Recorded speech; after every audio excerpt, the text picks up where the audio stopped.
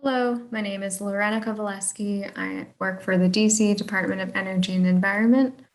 I am going to present today on DC's Stormwater BMP equity analysis. So I'll start by talking a little bit about DOEE and the Water Quality Division, the division where I work specifically, give a bit of information on the guiding question that started this whole analysis, and then talk a little bit about DC's stormwater regulations and policies and how we've defined terms throughout this analysis, and then describe the EPA EJ screen tool, which we've used, talk about our initial findings, talk about a few next steps we'd like to pursue, but mostly focus on the question and answer part of this session and looking forward to a discussion. So the DC Department of Energy and Environment focuses on protecting and conserving DC's natural resources. While a lot of people think of DC as highly urbanized, we do have many streams and rivers and forests that DOEE's mission is to protect. And we also work to educate the public to make sure they know about our great resources and help provide and teach them how to have a sustainable lifestyle. I work specifically for the Water Quality Division, where we focus on the condition of the water, where we work on managing water quality data. We work on the water quality standards and total maximum daily loads. Most of our work is driven by environmental compliance. So while we have that framework to guide our work, we as an agency know that equity is also important to incorporate. So we wanted to find out how can we incorporate equity into the district water quality programs. I watched Montgomery County's presentation by Amy Stevens on their stream restoration, suitability, and mapping tool, and saw how Montgomery County combined equity and water quality. And that really inspired us to start looking to see how we could, if not replicate that tool, at least get started thinking about equity in our programs. We realized that we did have to take a step back and kind of look at the past and see how we have implemented our programs in the past and see where they have been built, how we've done outreach, how we can improve it going forward, and kind of define what equity would look like going forward. So in DC, we have two types of sewer systems. We have the combined sewer system, or CSS. So in the CSS, stormwater and sanitary sewage are conveyed to Blue Plains, which is our treatment plant, or it's discharged at a combined sewer outfall into the streams. DC Water is in charge of reducing combined sewer overflows, and they're doing this through the Clean Rivers Project. The other sewer system that we have is the Municipal Separate Storm Sewer System, or MS4. That's where DOEE mainly focuses our work. In that area, we have a permit from the EPA that monitors our discharge, and it had many requirements on how we are to treat all of this pollution and stormwater, including having a numerical acres managed goal, which requires a certain amount of square footage of green roofs installed and trees planted. And it also includes best management practices to treat all of these areas. So these are BMPs. They are typically the green roofs and trees and rain gardens that we all have heard of and implement ourselves. In the city, we also have the 2013 Stormwater Rule. So this rule is a regulation required for development and redevelopment to manage stormwater on site. We also have the surface and groundwater system, which is combined kind of in conjunction with this 2013 rule. It tracks stormwater management control measures throughout the city, not just in the MS4 area. And it also includes many other programs that we have in the city. So for this analysis, we've decided to look at the 2013 Stormwater Rule driven BMPs as well as voluntary programs that DOEE implements. We pulled the data from the surface and groundwater system. Since the SGS was kind of designed for a different reason, the information that we used to analyze the data was a little kind of here and there. So we worked with the program managers and the offices who manage the database to clean up the data. So all that said, we know that our numbers are preliminary. They're pretty draft. We're still working to improve the data integrity, and we'll continue to update our numbers as we learn more.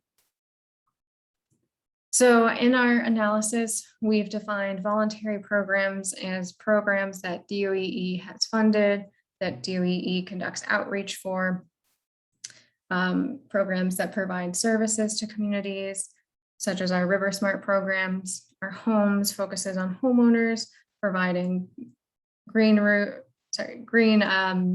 gardens, tree plantings, permeable pavement. Our schools, which works for implementing outdoor classrooms or field trips to the river, or helping teachers with curriculum development. Communities, which funds 100% of the green infrastructure on places of worship, and our rebate programs for green roofs and trees and rain barrels and rain gardens with specific incentives in the MS4 area. Our voluntary program dataset also includes a couple other programs, such as our Stormwater Retention Credit Trading Program and our Clean Water Construction Program. We won't be talking about those specifically today, but we'd also like to include potentially other voluntary programs, not necessarily just DOEE agency, but potentially looking at our Department of Transportation green infrastructure programs. So our equity background that we used was from the EPA EJ screen tool, which is an environmental justice mapping and screening tool developed by the EPA. They have environmental indicators and demographic indicators. We've decided to focus on the demographic indicators. The data is available for the entire US and it's public, so you're free to go online and look up your state or county's information. The demographic index that we use is the average of percent minority combined with the percent low income in a census block group. So percent minority or percent people of color is defined as the percent of individuals in a block group who list their racial status as a race other than white alone, and or their ethnicity as Hispanic or Latino. And percent low income is defined as the percent of a block's group population where the household's income is less than or equal to twice the federal poverty level. We decided to focus on this index because we know that these groups have been historically underserved and underrepresented, and we decided that equity in our case would be focusing on the higher demographic index areas. So we downloaded the data from EPA screen tool and we clipped it to the MS4 area. So you can see the total map on the left-hand side of the screen. So the light gray is less than 50 percentile of demographic index. And it's about you can see in Ward 3. And as we go north and kind of east, we get a little bit darker gray, which is the 50 to 60th percentile. And then as we go a little bit into the edge of Ward 5 and then Ward 7 and Ward 8, we're seeing more color, which represents the 80 to 90th percentile, 90 to 95th percentile, and then the greater than 95th percentile of demographic indexes. So those are the higher percent minority, percent low income areas compared to the whole of the city. We also decided to overlay our BMP layers, such as our voluntary BMP layer on top of this data, hoping to see some kind of visual geographic grouping, density, see if there was any pattern we could identify. we have so many BMPs throughout the city that it was a little bit difficult to really tell what was going on. So we decided to focus on the numbers and the frequency. So this is the table showing our voluntary BMP frequency per demographic index in the MS4 area. So we have the demographic indexes as percentiles.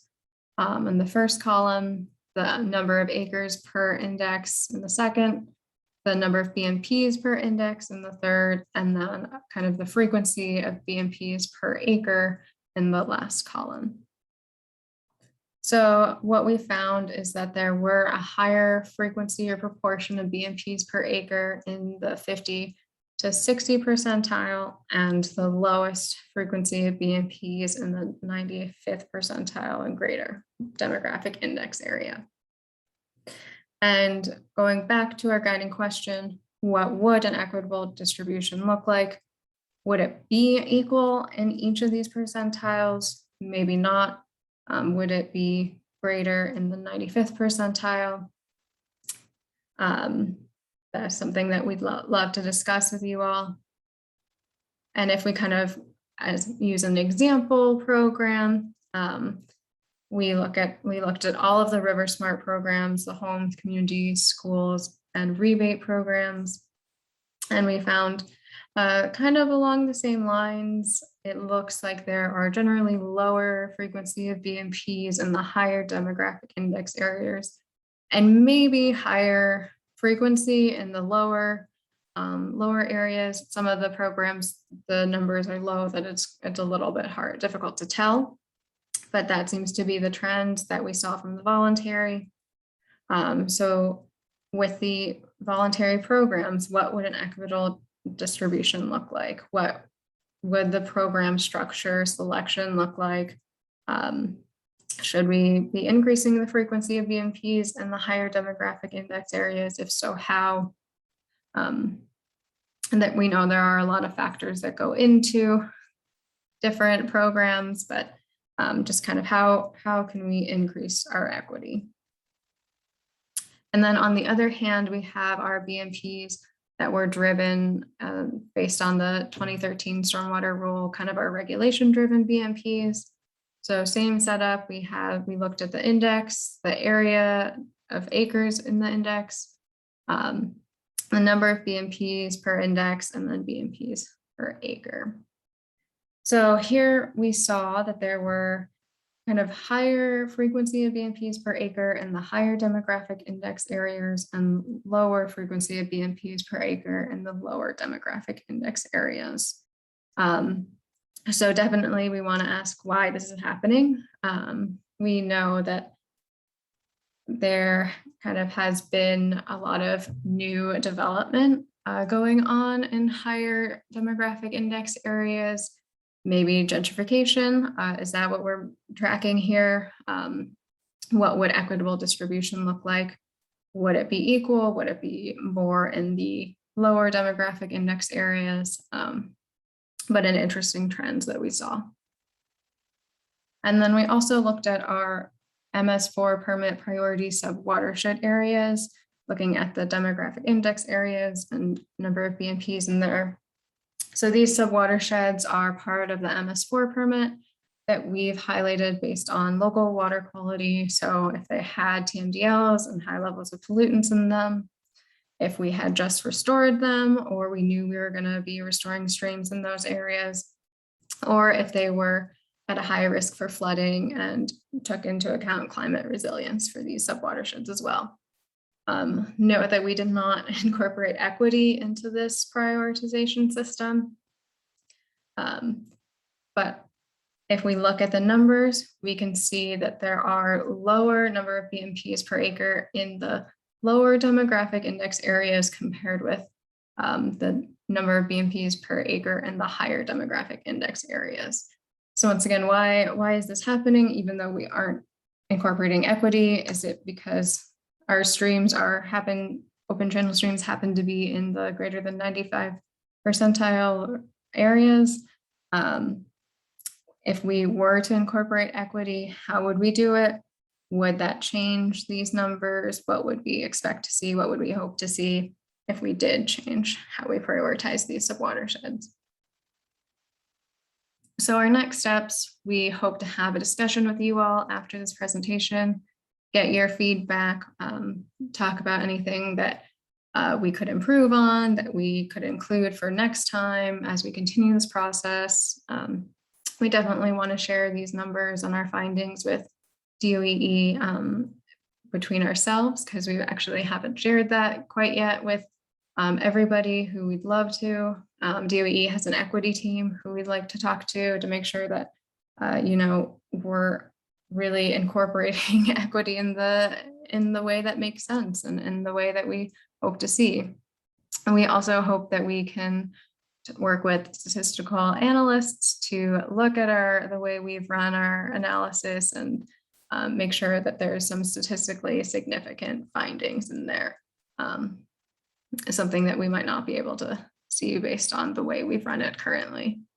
We'd also, once we fine tune everything and work with our methodology, love to include additional programs into this analysis. Like I mentioned, maybe outside agency programs. We'd also really love to work with a contractor to support diversity, equity, inclusion, and justice study throughout our water quality programs in general, and to help us do that. If we do decide to include equity in our subwatershed selection, maybe we reassess which ones we've selected for the upcoming years, and then just consistently getting feedback and new ideas from everybody. So thank you so much for coming to this presentation and watching. If you have any questions, please feel free to email me. But we'd love to talk to you a little bit more about these 4 discussion questions of what you all thought, your overall impressions, what would you think an equitable BMP distribution look like? Are there any programs that you work with that you'd like to see analyzed? And are there any additional groups and stakeholders that you think we should engage? I know we'd love to talk to neighborhoods and get perspectives on their perspectives on BMPs, as well as talk to other jurisdictions to see if they've done other work as well. Thank you.